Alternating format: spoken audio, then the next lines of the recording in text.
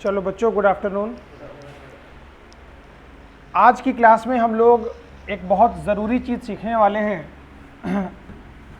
हम लोग direct tax में इनकम टैक्स को समझने की कोशिश कर रहे हैं और आज का हमारा टॉपिक है समझने का। पिछली क्लास में हमने समझा था कि टैक्स क्या होता है और टैक्स कितनी तरह का होता है। आज की क्लास में हम लोग समझेंगे कि who has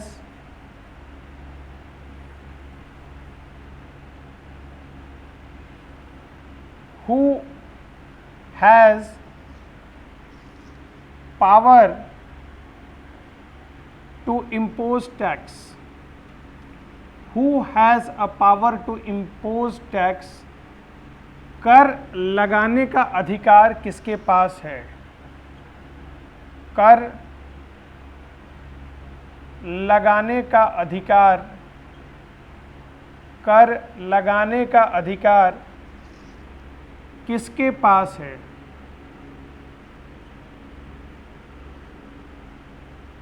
कर लगाने का अधिकार किसके पास है? Who has power to impose tax?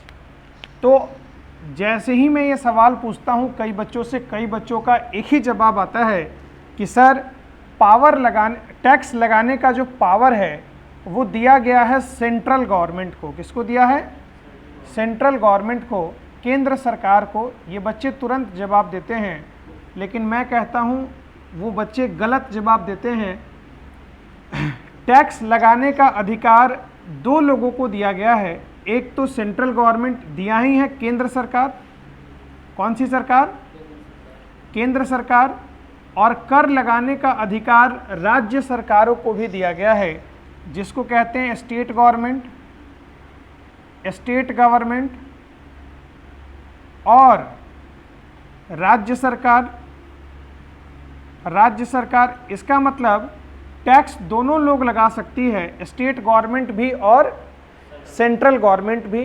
पहला चीज़ तो ये क्लियर कर लेना। क्या राज्य सरकार, क्या बिहार में हमको टैक्स नहीं देना पड़ता? रोड टैक्स देना पड़ता है, हाउस टैक्स देना पड़ता है, म्यूनिसिपैलिटी वाले हमसे टैक्स लेते हैं, चालान काटते हैं, टेम्पू वाला देखना, ट्रक वाला से जाना, रसीद काट के लेता है कि नहीं लेता है? तो ये सब क्या है? टैक्स ही तो है। ऐसा बिहार में भी हो रहा होगा, यूपी में भी हो रहा होगा। ठीक है, तो टैक्स लेने का अधिकार, टैक्स लगाने का अधिकार राज्य सरकार के पास भी है और केंद्र सरकार के पास भी है। और मैं तीसरा में ये भी कह सकता हूँ कि कई जगह ऐसा होता है जहाँ राज्य प्लस केंद्र, जहाँ पर, हाँ, जहाँ पर राज्य प्लस केंद्र, राज्य प्लस केंद्र दोनों मिलके, राज्य प्लस केंद्र का मतलब हुआ स्टेट प्लस सेंट्रल, ये दोनों ही मिलके टैक्स को लगाते हैं। ये क्या बात हुई सर? बिल्कुल सही बात है, दोनों मिलके काम करते हैं। अच्छा, अब देखो, दरअसल तो फिर सर ये अधिकार मिला कैसे? राज्य सरकारों को और केंद्र सरकारों को ये टैक्स लगाने का आखिरकार ये अधिकार मिला कैसे? सवाल ये उठा। तो आपको पता है कि भारत जो है, भारत केवल और केवल एक चीज पर चलता है, वो है कॉन्स्टिट्यूशन। किस पर चलता है? हाँ, कॉन्स्टिट्यूशन, जिसको आप क्या कहते हो? संविधान बोलते हो। तो भारत में जितनी सारी चीजें चल रही हैं, किसके पास क्या अधिकार होगा? राष्ट्रपति के पास क्या अधिकार होगा? प्रधानमंत्री के पास क्या अधिकार होगा? विधायक के पास क्या होगा? एमपी के पास क्या होगा? ये सारी बातें, प्रेसिडेंट के पास क्या होगा? ये सारी बातें कहाँ लिखी हुई हैं? संविधान, कॉन्स्टिट्यूशन में लिखी हैं। तो इसी कॉन्स्टिट्यूशन को जब खोल के देखा गया तो ये पाया गया कि टैक्स लगाने का अधिकार स्टेट गवर्नमेंट के पास भी है, सेंट्रल गवर्नमेंट के पास भी है, और साथ के साथ राज्य प्लस केंद्र दोनों मिलके भी टैक्स लगा सकते हैं। कुछ बात जानने को मिली, दोनों ही मिलके लगा सकते हैं। अच्छा, अब देखो मुद्दे की बात। और ये अधिकार इनको कहाँ से मिला? इन तीनों को पावर कहाँ से मिला? संविधान से, कॉन्स्टिट्यूशन से। आप ग्रेजुएशन के बच्चे हो तो आपको ये बात पता होना चाहिए कि हमारे संविधान में कई तरह के आर्टिकल्स बने हुए हैं। क्या बने हुए हैं? आर्टिकल 1, आर्टिकल 2, आर्टिकल 3, हर आर्टिकल में कुछ ना कुछ लिखा हुआ है। तो इस संविधान के किस आर्टिकल में ये बात लिखी हुई है? तो भाई साहब एक और मुद्दे की जानकारी आपको मिल गई। इस आर्टिकल के आर्टिकल 246, आर्टिकल 246 में ये बात लिखी गई है कि टैक्स लगाने का अधिकार राज्य सरकार के पास भी होगा, केंद्र सरकार के पास भी होगा, और ये दोनों मिलके भी टैक्स को लगा सकते हैं। बात समझ में आ रही है? अच्छा, अब कई बार क्या होता है, आर्टिकल के अंदर भी कई तरह के शेड्यूल होते हैं। तो इस आर्टिकल के अंदर भी आर्टिकल 246 के अंदर शेड्यूल 7 है। कौन सा? शेड्यूल 7। शेड्यूल 7 हमको ये बताता है कि वो कौन कौन सी जगह है जहाँ पर केंद्र सरकार टैक्स लगाएगी, वो कौन कौन सी जगह है जहाँ पर राज्य सरकार टैक्स लगाएगी, और वो कौन कौन सी जगह है जहाँ पर दोनों मिलके टैक्स लगाएंगे। बड़ा इंटरेस्टिंग है। बात समझ में आ रहा है? तो article 246 7th schedule 7 of article 246 expresses the power to impose taxes by the central government, state government और both of them। अब देखो क्या हुआ, अब इसके लिए आर्टिकल में 3 अलग अलग शेड्यूल का जिक्र किया गया। शेड्यूल 7 हमको पता है क्या बना के दिया? शेड्यूल 7 हमको एक लिस्ट तैयार करके दिया। क्या तैयार करके दिया? लिस्ट। और लिस्ट में वो बताया कि वो कौन कौन सी जगह है जहां पर केंद्र सरकार टैक्स के नियम को बनाएगी, वो कौन कौन सी जगह है जहां पर राज्य सरकार नियमों को बनाएगी, और वो कौन कौन सी जगह है जहां पर केंद्र और राज्य दोनों ही मिलके नियम को बनाएंगे। तो अब मैं इस लिस्ट का नामकरण कर देता हूं। वैसी हर जगह जहां पर स्टेट गवर्नमेंट को टैक्स से संबंधित नियम बनाने के राइट्स दिए गए, अधिकार दिए गए, उस लिस्ट को कहा जाता है स्टेट लिस्ट। कौन सा कहा जाता है? State list. लो, बहुत टेक्निकल नॉलेज आज आपको इस क्लास में मिलने वाला है। स्टेट लिस्ट, इसमें क्या होता है, वो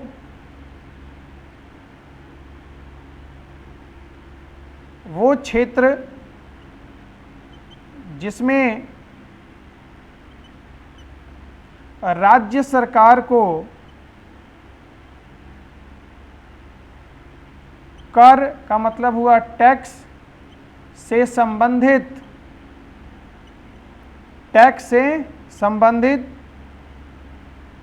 नियम बनाने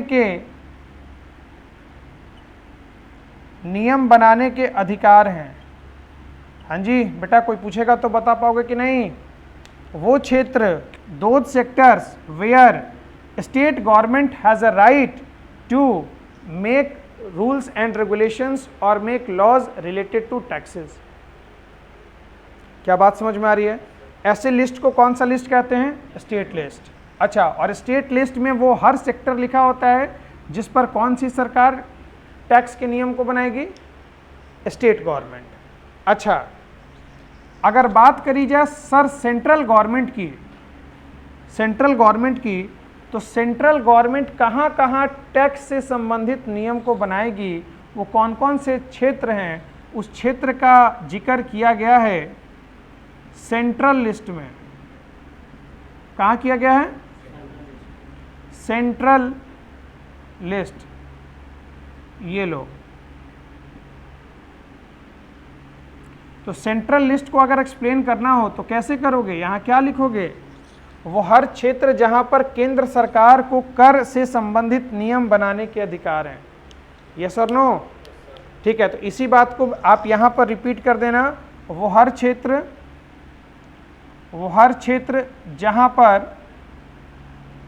जहाँ केंद्र सरकार को जहां पर केंद्र सरकार सेंट्रल गवर्नमेंट को कर का मतलब टैक्स से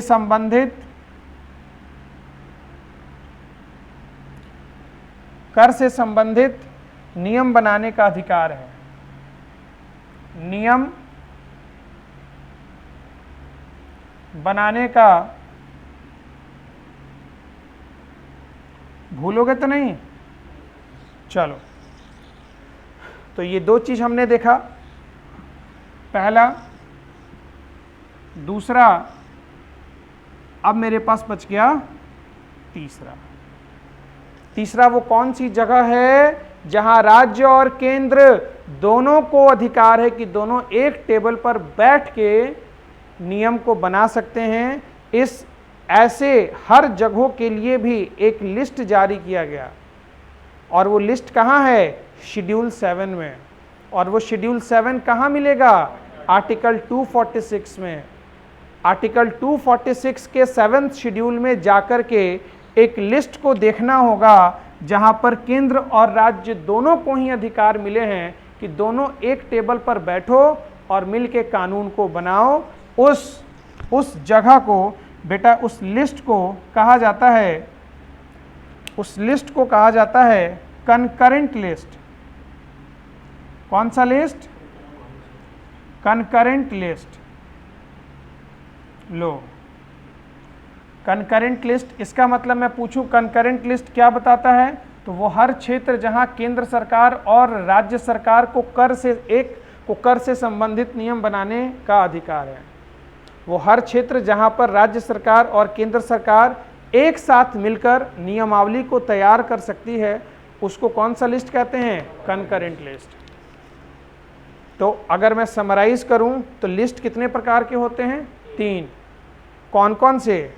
state list, central list, concurrent list. कौन सा लिस्ट?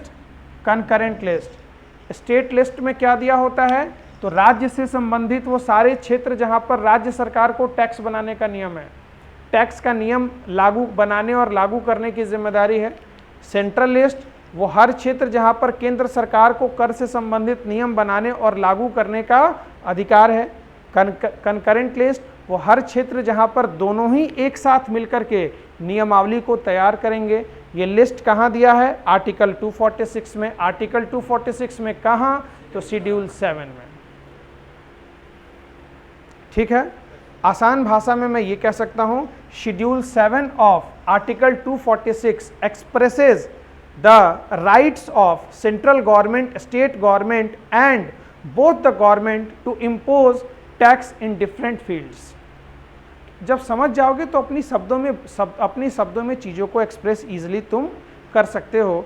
खैर चलो, आओ इसको ज़रा अच्छे से लिखो, मैं अच्छे तरीके से तुमको लिखवाता हूँ। टॉपिक दे दिया है, who has power to impose tax. चलो लिखो पहला पॉइंट।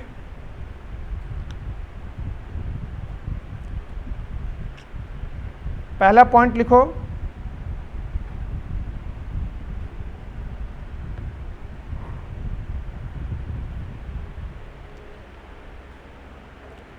इनको अधिकार कौन देता है बच्चों? इन तीनों सरकारों को अधिकार कौन देता है? संविधान। तो मैं संविधान से ही शुरू करता हूं लिखवाना। लिखो जरा, कॉन्स्टिट्यूशन ऑफ इंडिया। मैं इंग्लिश में बोल रहा हूं और हिंदी में समझा दूंगा। जो बच्चे ऑनलाइन देखते हैं वो वीडियो को रोक के चीजों को लिख लेंगे। Constitution of India gives the power, Constitution of India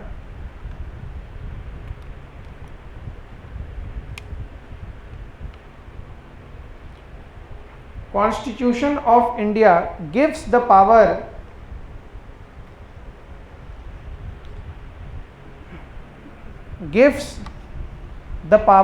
to impose tax and collect tax।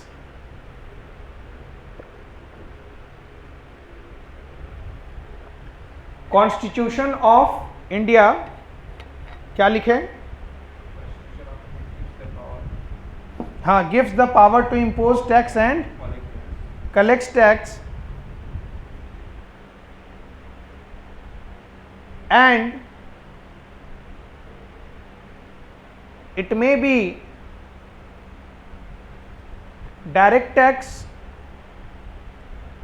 or indirect tax. It may be direct tax और indirect tax, दोनों ही हो सकते हैं, डायरेक्ट टैक्स और indirect tax.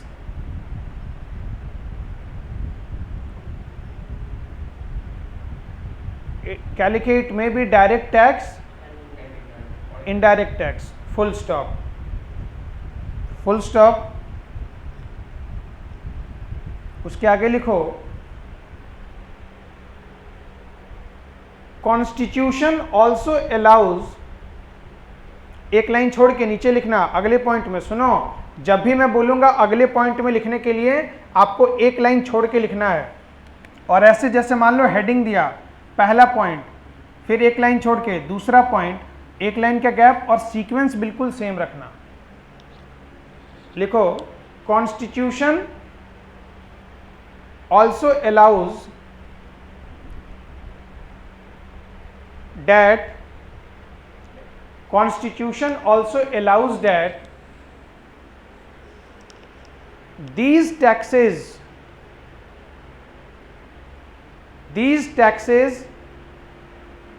are imposed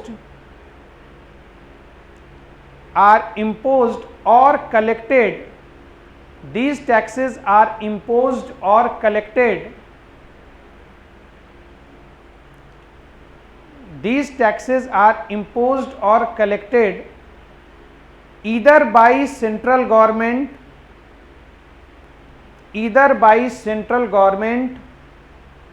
or by state government,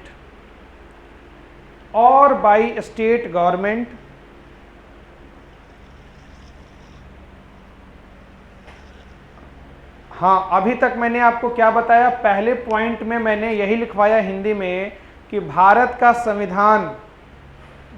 संविधान हाँ, tax को लगाने के लिए और टैक्स को कलेक्ट करने के लिए, जमा करने के लिए अधिकार देता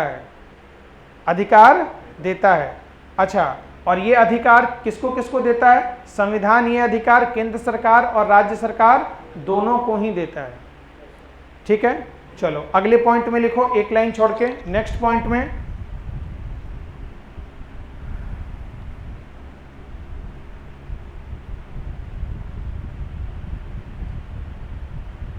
इस आर्टिकल का जिक्र अब करवा देता हूं। लिखो article 246 of constitution, article 246, article 246 of constitution, article 246 of constitution of India, Constitution of India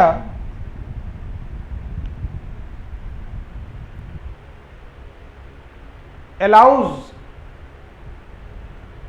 ALLOWS, allows the central and state government, allows the central and state government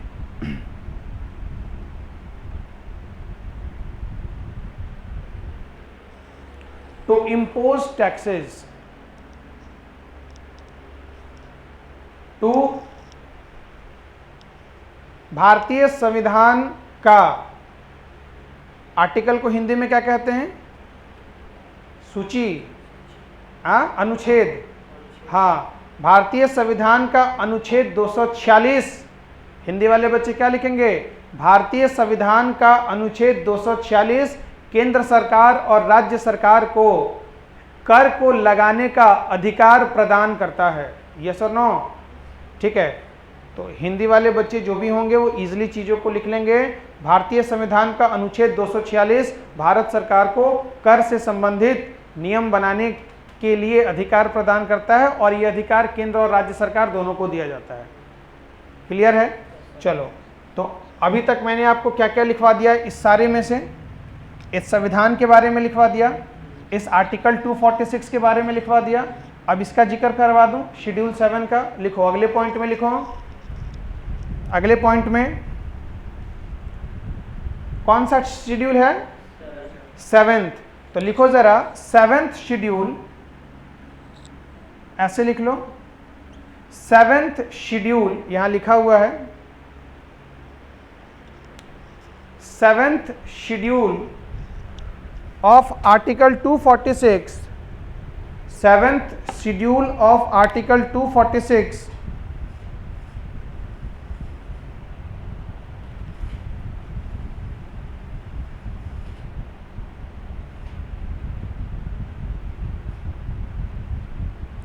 7th schedule of Article 246 contains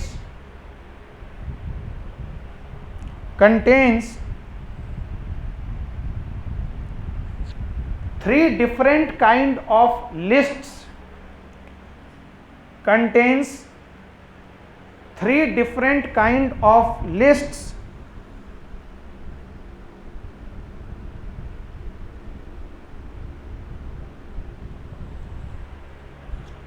which describes या which explains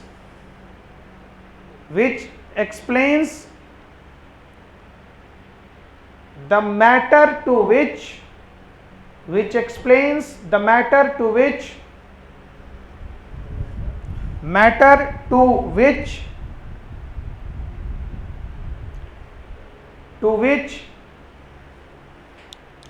union का मतलब क्या होता है? सुनो, state government central government को union government भी कहते हैं, ठीक है? या तुम सिंपल लिखो, क्या लिखे हो एक बार लाइन बोलो।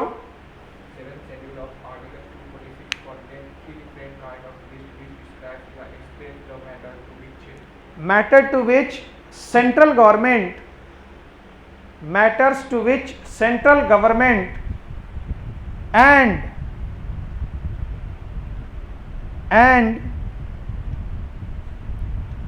the state government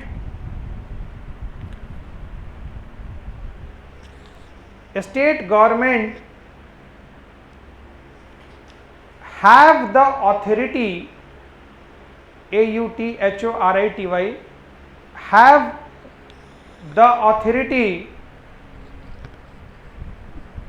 have the authority to make laws,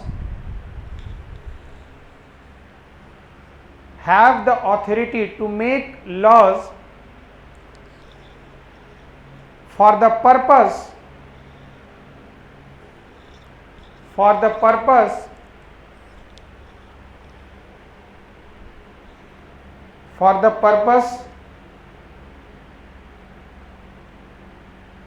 related to taxes,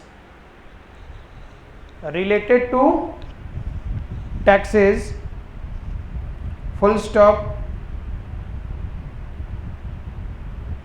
हाँ जी, इस पूरे सेंटेंस का अगर मैं हिंदी अनुवाद करूं तो मैं यही करूंगा। अच्छा, अनुच्छेद 246 शेड्यूल को कहते हैं अनुसूची। क्या कहते हैं? अनुसूची। अच्छा, अनुच्छेद 246 की 7वीं अनुसूची, शेड्यूल 7 ऑफ आर्टिकल 246, इसको क्या पढ़ेंगे? अनुच्छेद 246 की 7वीं अनुसूची इस बात की तरफ इशारा करती है कि 3 अलग अलग प्रकार के अनुसूचियां होंगी और हर अनुसूची में केंद्र सरकार और राज्य सरकार को दिए गए अधिकारों का वर्णन किया गया होगा। क्लियर है? तो अभी तक मैं आपको आर्टिकल 246 लिखवाया, शेड्यूल 7 लिखवाया और शेड्यूल 7 में जिक्र करा दिया कि 3 तरह की लिस्ट होंगी। अब उसके नीचे लिखो, एक लाइन छोड़ के एक लाइन, अब तीनों शेड्यूल का नाम लिखवा दिया जाए तो लिखो, ऐसे लिखो, एक लाइन छोड़ के, द फॉलोइंग। तो ये सब लिखने का तरीका है बेटा, मैं तरीका सिखा रहा हूं कि एक बार चीजों को जब माइंड मैप तैयार कर लोगे तो कैसे वहां से, देख रहे हो इतनी छोटी सी चीज है, लेकिन इतनी छोटी सी चीज से अभी तक एक पेज लिखवा दिया कि नहीं लिखवा दिया?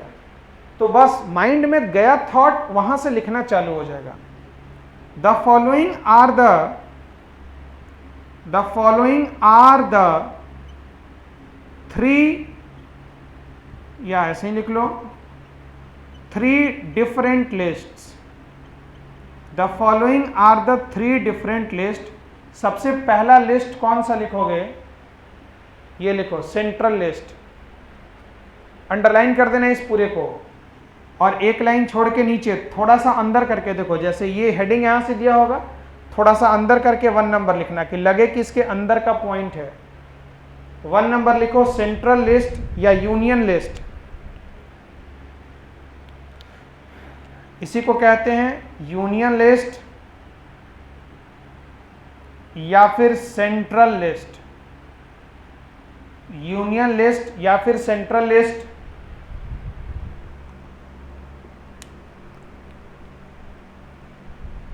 हाँ जी, इस लिस्ट में किसके पास अधिकार होता है नियम को बनाने का? सेंट्रल गवर्नमेंट का। तो लगे हाथ इसके नीचे चिपका लें इस कहानी को, लिखो। अब इसको अंडरलाइन कर लो, यूनियन लिस्ट और सेंट्रल लिस्ट को अंडरलाइन कर लो। अब इसके नीचे थोड़ा सा देखो, जैसे ये 1 नंबर हेडिंग दिए हो ना, अब इसके अंदर करके इसी के नीचे लिखो कि लगे कि हाँ इसके अंदर का पार्ट है। लिखो,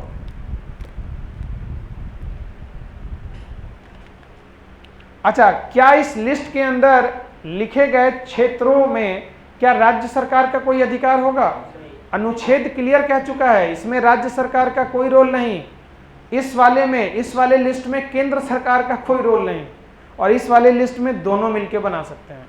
तो अभी मैं सेंट्रल लिस्ट लिखवा रहा हूं, यूनियन लिस्ट। तो मैं इसमें क्या लिखवाऊंगा कि इस लिस्ट के अंदर, सुनो, इस लिस्ट के अंदर सेंट्रल गवर्नमेंट के पास एक्सक्लूसिव पावर होता है लॉज को बनाने का, कानून को बनाने का।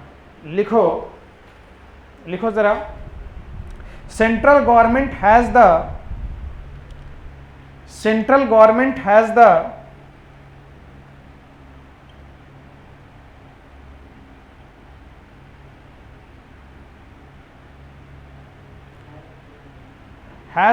यहां मैं लिख दिया हूं, इधर देखो, exclusive power. Central government has the exclusive power to make laws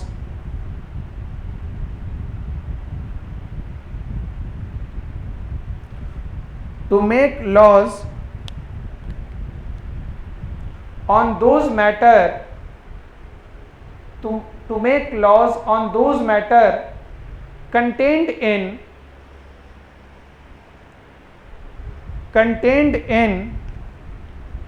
कौन सा list? Union list. Contained in union list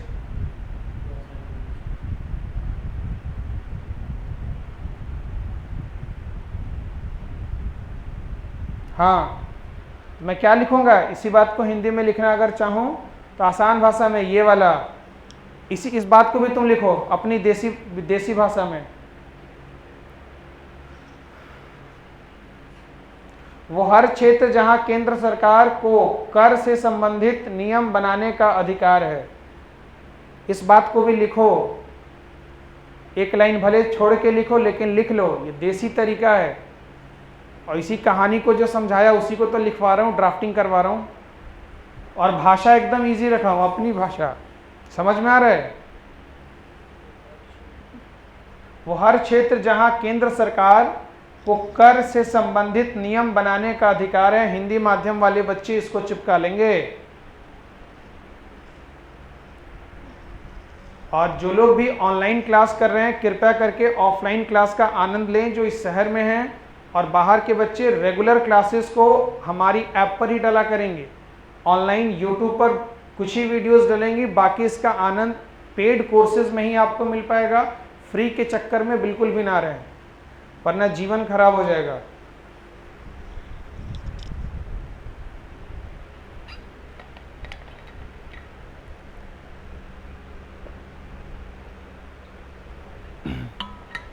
2-3 classes में जितनी बातें हो गई हैं ना, उस बातों के आधार पर तुम अपने एग्जाम में 20 नंबर का क्वेश्चन आसानी से लिख दोगे कि टैक्स से क्या समझते हो, टैक्स कौन लगाता है, क्या अनुच्छेद क्या होता है, अनुसूची क्या होता है, कितने तरह की सूचियां होती हैं, हर सूची में किसको क्या अधिकार दिया गया है। इस बात को नहीं लिख पाएंगे एग्जाम में, आराम से नंबर मिलेगा, रटने की भी जरूरत नहीं है।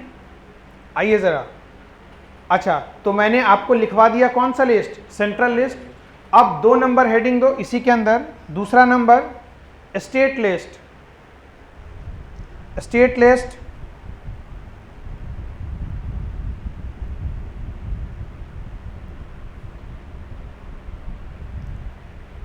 हाँ, अब सेंट्रल लिस्ट में जो डेफिनेशन लिखवाया था सेम डेफिनेशन रहेगा, जहां जहां सेंट्रल गवर्नमेंट था वहां स्टेट गवर्नमेंट हो जाएगा, और आखिरी में सेंट्रल लिस्ट था तो स्टेट लिस्ट हो जाएगा। डेफिनेशन देख के छाप लो। वहां था central government has exclusive power, यहां क्या हो जाएगा, state government has the exclusive power to make laws relating to the matter contained in state list.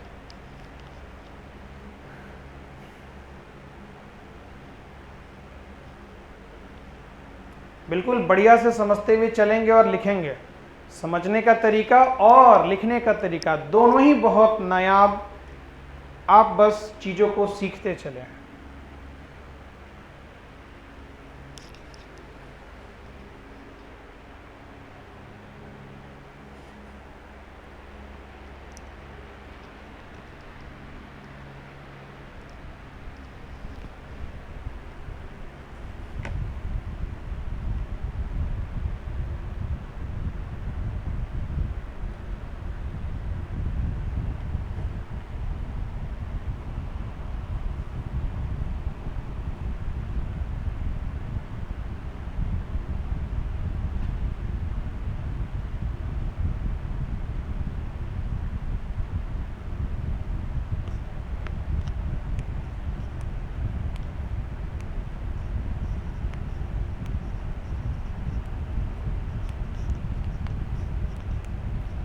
हाँ जी, हो गया। ये हिंदी में भी लिखना है। वो हर क्षेत्र जिसमें राज्य सरकार को कर से संबंधित नियम बनाने का अधिकार है। ये कहानी को भी चिपका लो बेटा इसके नीचे लो। तो हिंदी और इंग्लिश मीडियम दोनों ही बच्चों के लिए क्लास है। सारे के सारे नोट्स आप सभी को हिंदी माध्यम में भी मिलेंगे। इनफैक्ट हिंदी माध्यम को दोनों में मिलेंगे, इंग्लिश में भी और हिंदी में भी, कि आपका धीरे धीरे इंग्लिश क्या हो, अच्छा हो।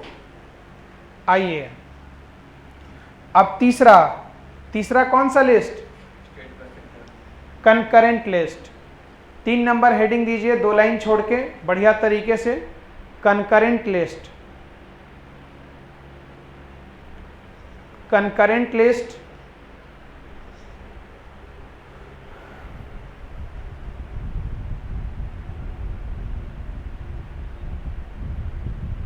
हाँ जी, इसमें क्या लिखेंगे लिखो जरा, अंडरलाइन करो और नीचे लिखो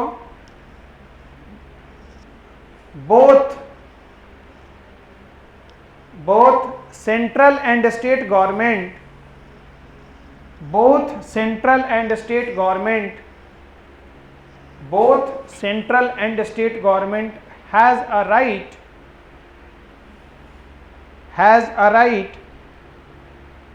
both central and state government has a right to make laws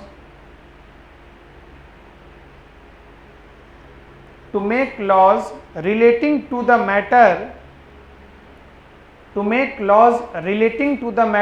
contained in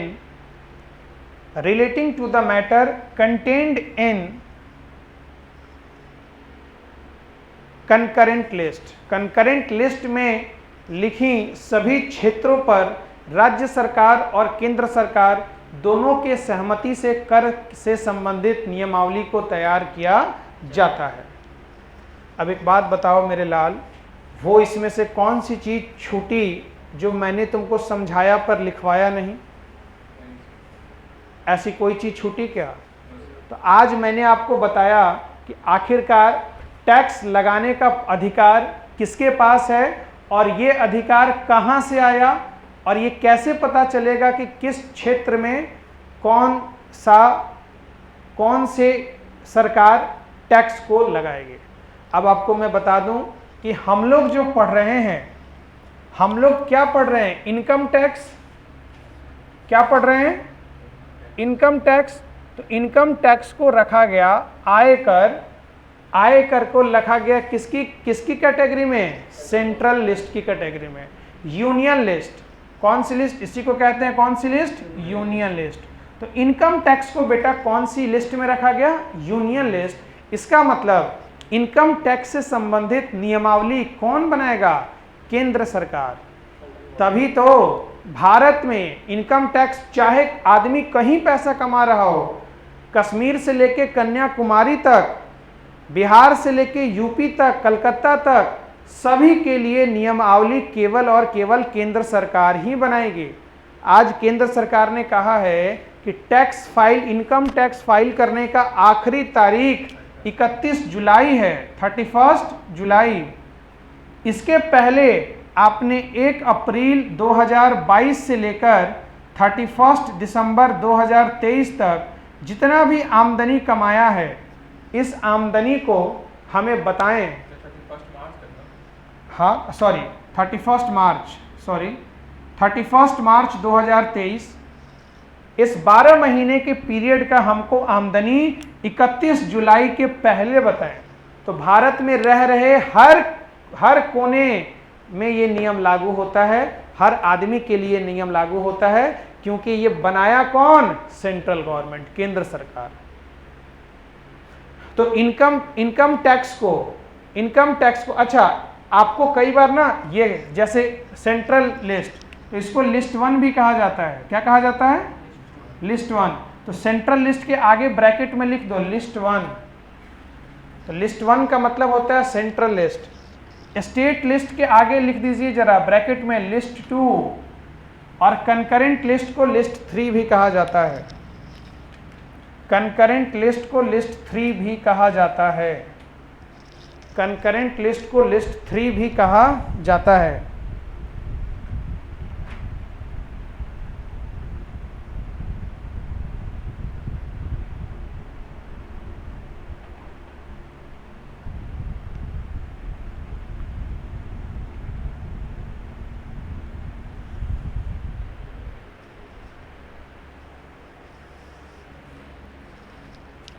अच्छा, उसके नीचे लिख लो, वैसे तुम्हारी जानकारी के लिए बता देता हूं।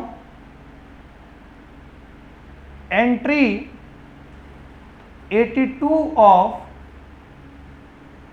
यूनियन लिस्ट, लिखो जरा स्टार मार्क देके नीचे। एंट्री 82 ऑफ यूनियन लिस्ट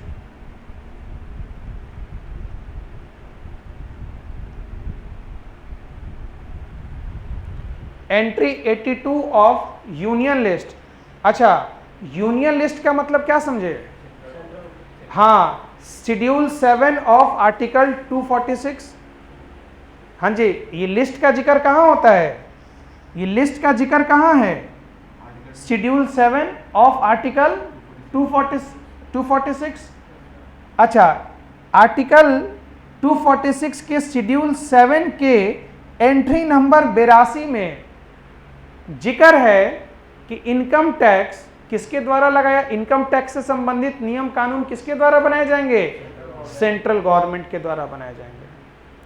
इस बात को लिख लो। Entry 82 of union list has given power to the central government, has given power to the central government, has given power to the central government to make laws,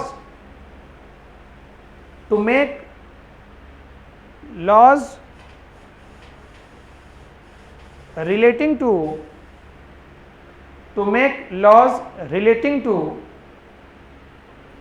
सारा capital letters में लिखना income tax, relating to income tax, relating to income tax, full stop। चलो अगले point में लिखो, in simple words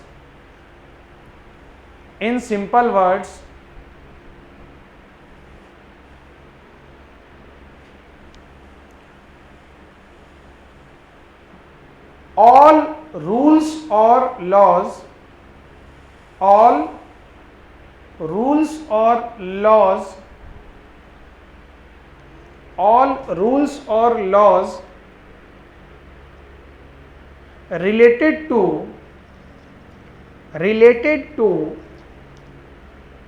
rules or laws related to income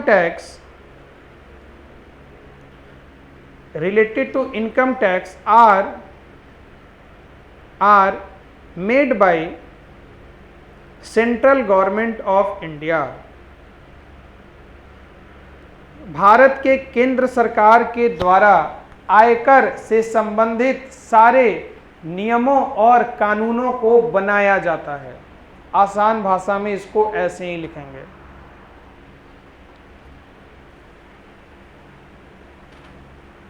ठीक है, आयकर से संबंधित नियम और कानून को केंद्र सरकार के द्वारा बनाया जाता है। तो भैया ये कहानी थी। अंततः देखो आखिरी में मैं आपको लेके कहां आ गया, फिर इनकम टैक्स में ही लेके आ गया, क्योंकि पढ़ना तो हमको इनकम टैक्स है, लेकिन इस इनकम टैक्स की जननी कहां से कैसे हुई, कहां से अधिकार मिला, किसको अधिकार मिला, राज्य को क्यों नहीं मिला, केंद्र को मिला तो कहां मिला। तो अंत खींचते खींचते तक मैं आपको एंट्री 82 तक ले आया यूनियन लिस्ट के। बात समझ में आ रही है? तो आर्टिकल 246 का शेड्यूल 7 तो ये बताया कि 3 तरह का लिस्ट होगा, और उस लिस्ट 1 में सेंट्रल लिस्ट में एंट्री 82 बताया कि इनकम टैक्स जो होगा वो किस लिस्ट में रहेगा, सेंट्रल लिस्ट में रहेगा। एंट्री 82 किस लिस्ट में रहेगा, सेंट्रल लिस्ट में रहेगा। इसीलिए कल से जो हम कहानी को और ले चलेंगे वो अब स्पेसिफिक कर लेंगे। अभी तक तो मैं आपको ये एक ज़रूरी बात बता रहा था, और ये आपसे हर कोई पूछ सकता है कि लिस्ट कितने प्रकार का होता है। तो यूनियन लिस्ट और सेंट्रल लिस्ट, स्टेट लिस्ट और तीसरा कंकरेंट लिस्ट। ठीक है, केंद्र से संबंधित सेंट्रल, राज्य से संबंधित स्टेट, जहां दोनों के पास पावर है चीज़ों को बनाने का, बैठ के बात करने का, उसको कहते हैं क्या, हाँ, कंकरेंट लिस्ट। इतनी कहानी आज के लिए रहने दिया जाए। कल हम लोग जब आएंगे तो इस कहानी को और आगे ले जाएंगे कि इनकम टैक्स डिपार्टमेंट को चलाता कौन है, central board of direct tax CBDT है कौन है, सीबीडीटी कहाँ से रेगुलेट होता है, इनकम टैक्स में केवल क्या कानून पास कर देने से नियम लागू हो जाता है या कोई और भी तरीका है जिसको लाने से इनकम टैक्स के नियम लागू हो जाते हैं, फाइनेंस बिल क्या होता है, बिल एक्ट में कब बदलता है। ये तो आसान सा है। जैसे सबसे पहले संसद में देखना, संसद में कानून पेश किया जाता है कि बिल पेश किया जाता है, संसद में बिल पेश किया जाता है। क्या पेश किया जाता है? और वही बिल जब लोकसभा राज्यसभा से पास हो जाता है तो जाता है प्रेसिडेंट के पास, और प्रेसिडेंट के पास जब जाता है और प्रेसिडेंट साहब जब उस पर सिग्नेचर कर देते हैं तो वही बिल बन जाता है एक्ट। क्या बन जाता है? वही बिल बन जाता है कानून। क्या बन जाता है? कानून।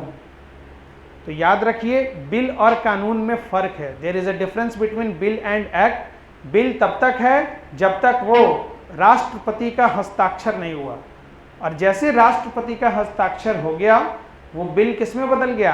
एक्ट में बदल गया। चलिए, तो इतनी कहानी को आज रहने देते हैं। इसी को आप अपने भाषा में, अब इस चीज़ को क्या करना है कि पढ़ने के बाद आपको घर पर कोशिश करना है कि आप इसको अपने तरीके से लिख पाएँ। इसी चीज़ को बिना देखे लिखने की कोशिश करनी है कि आप और अच्छे से लिखें और आपका राइटिंग स्किल क्या हो, बढ़े। कम से कम 2 से 3 पेज तो लिख ही पाएंगे। What is tax? There are 2 kinds of tax, direct tax, indirect tax. Direct क्या होता है, इनडायरेक्ट क्या होता है, 2 पन्ना तो यही हो जाएगा। उसका डिफरेंस लिख दो। उसके बाद तब ये आ जाओ कि टैक्स लगाने का अधिकार किसके पास है। तो ये घर पर आपको प्रैक्टिस करनी है इन दोनों चीज़ों की। कल अगली क्लास में मैं देखूंगा आप कितना लिख के लाए हो।